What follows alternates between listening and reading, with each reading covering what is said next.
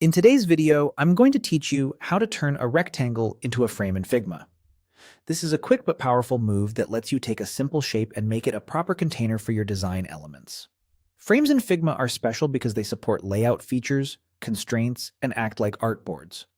By framing a rectangle, you keep its size and position, but gain all the benefits of a frame so you can place other layers neatly inside. Start by locating the rectangle you want to convert on your canvas. If your canvas is busy, you can also find it in the Layers panel on the left. Make sure you're clicking the actual rectangle layer and not a group or parent frame around it. When you're ready, right-click directly on the rectangle. This opens the context menu with options specific to that layer.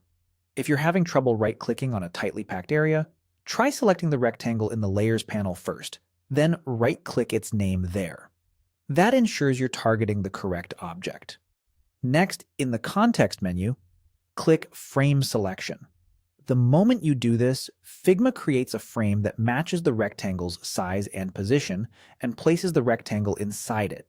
You'll notice the change immediately in the Layers panel. You'll now see a frame layer with your original rectangle nested beneath it.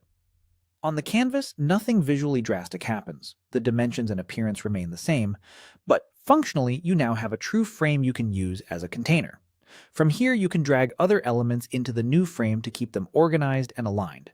Because it's a frame, you can take advantage of features like constraints to control how nested elements resize when the frame changes. If you don't see frame selection in the menu or it's disabled, double-check that you have at least one layer selected, and that you're not in vector edit mode. Also note that if multiple layers are selected, frame selection will wrap all of them into a single frame. A quick tip for speed. The keyboard shortcut for frame selection is commonly Option plus Command plus G on Mac OS, or Control plus Alt plus G on Windows.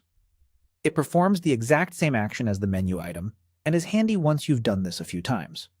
That's all there is to it. Right-click the rectangle, choose Frame Selection, and you've turned a simple shape into a fully functional frame, ready to organize and structure your design with precision.